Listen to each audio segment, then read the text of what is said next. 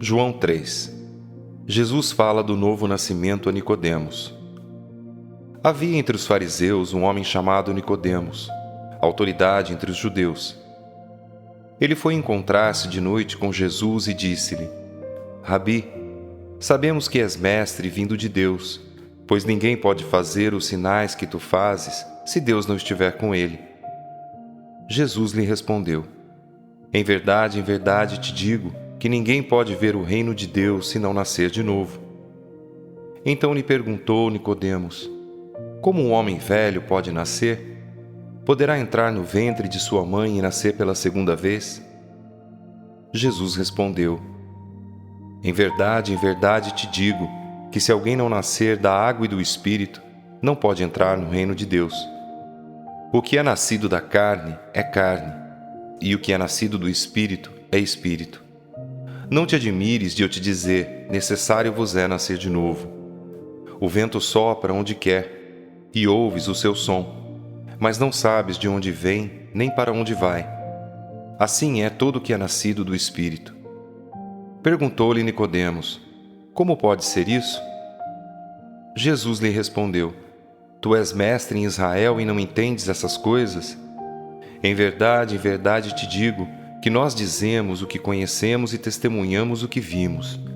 Mesmo assim não aceitais o nosso testemunho. Se vos falei de coisas terrenas e não credes, como crereis se vos falar das celestiais? Ninguém subiu ao céu senão aquele que de lá desceu, o Filho do Homem. Assim como Moisés levantou a serpente no deserto, também é necessário que o Filho do Homem seja levantado, para que todo aquele que nele crê tenha vida eterna. Porque Deus amou o mundo de tal maneira que deu seu Filho unigênito, para que todo aquele que nele crê não pereça, mas tenha a vida eterna. Pois Deus enviou o seu Filho ao mundo, não para que julgasse o mundo, mas para que o mundo fosse salvo por meio dele. Quem nele crê não é condenado, mas quem não crê já está condenado, pois não crê no nome do Filho unigênito de Deus. E o julgamento é este: a luz veio ao mundo, e os homens amaram as trevas em lugar da luz, pois suas obras eram más. Porque todo aquele que pratica o mal odeia a luz e não vem para a luz, para que as suas obras não sejam expostas. Mas quem pratica a verdade vem para a luz, a fim de que se manifeste que suas obras são feitas em Deus. Outro testemunho de João Batista.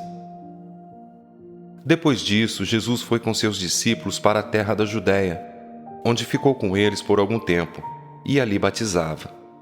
João também estava batizando em Enom, perto de Salim, porque ali havia muita água, e o povo chegava e era batizado. João ainda não havia sido mandado para a prisão. E surgiu uma disputa entre os discípulos de João e certo judeu acerca da purificação. E foram até João e disseram-lhe: Rabi, aquele que estava contigo do outro lado do Jordão, do qual tens dado testemunho, está batizando, e todos estão se dirigindo a ele. João respondeu: ninguém pode receber coisa alguma se não lhe for dada do céu. Vós mesmos sois testemunhas de que eu disse: não sou o Cristo, mas sou enviado adiante dele. A noiva pertence ao noivo, mas o amigo do noivo que está presente e o ouve, alegra-se muito com a voz do noivo. Assim se completa esta minha alegria. É necessário que ele cresça e eu diminua. Aquele que vem do alto está acima de todos. Aquele que vem da terra é terreno e fala estando na terra. Aquele que vem do céu está acima de todos. Ele testifica do que tem visto e ouvido, mas ninguém aceita o seu testemunho. Mas o que aceita o seu testemunho, esse confirma que Deus é verdadeiro. Pois aquele que Deus enviou fala as palavras de Deus, porque Deus dá o Espírito sem restrição. O Pai ama o Filho e entregou todas as coisas nas suas mãos. Quem crê no Filho tem a vida eterna. Quem, porém, mantém-se em desobediência ao Filho não verá a vida, mas sobre ele permanece a ira de Deus. João 4. O diálogo com a mulher samaritana. Quando, pois, o Senhor soube que os fariseus ouviram dizer que ele, Jesus, fazia e batizava mais discípulos que João, embora Jesus mesmo não batizasse, mas os seus discípulos, saiu da Judéia e foi outra vez para a Galiléia. E era-lhe necessário passar por Samaria. Chegou, pois, a Sicar, cidade de Samaria, junto à propriedade que Jacó dera a seu filho José. Havia ali o poço de Jacó. Cansado da viagem, Jesus sentou-se junto ao poço. Era cerca da hora sexta. Então veio uma samaritana tirar água. E Jesus lhe disse: Dá-me um pouco de água. Pois seus discípulos tinham ido à cidade comprar comida. Disse-lhe então a mulher samaritana: Como tu, um judeu, pedes de beber a mim, que sou mulher samaritana? Pois os judeus não se davam bem com os samaritanos. Jesus lhe respondeu: Se conhecesses o dom de Deus e quem é o que te diz, dá-me um pouco de água, tu lhe pedirias e ele te daria água viva. E a mulher lhe disse: Senhor, tu não tens com que tirar a água, e o poço é fundo. Onde, pois, tens essa água viva? Por acaso és maior que o nosso pai Jacó, que nos deu o poço, do qual ele mesmo bebeu, assim como também seus filhos e seu gado? Jesus respondeu: Quem beber desta água voltará a ter sede. Mas quem beber da água que eu lhe der, nunca mais terá sede. Pelo contrário, a água que eu lhe der se tornará nele uma fonte de água a jorrar para a vida eterna. E a mulher lhe disse: Senhor, dá-me dessa água, para que eu não tenha mais sede, nem tenha de vir aqui tirá-la. Então Jesus lhe disse: Vai, chama teu marido e volta para cá. A mulher respondeu: Não tenho marido. Então Jesus afirmou: Foste sincera, dizendo: Não tenho marido, pois já tiveste 5 maridos, e o que tens agora não é teu marido. Isso disseste com verdade. E a mulher lhe disse: Senhor, vejo que és profeta. Nossos pais adoraram neste monte, e vós dizeis que Jerusalém é o lugar onde se deve adorar. Então Jesus lhe disse: Mulher, crê em mim. A hora vem em que nem neste monte, nem em Jerusalém adorareis o Pai. Vós adorais o que não conheceis. Nós adoramos o que conhecemos, porque a salvação vem dos judeus.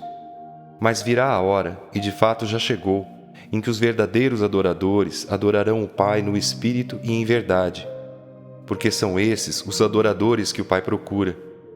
Deus é Espírito, e é necessário que os que o adorem em Espírito e em verdade. E a mulher respondeu: Eu sei que o Messias, que se chama o Cristo, vem. Quando ele vier, nos anunciará todas as coisas.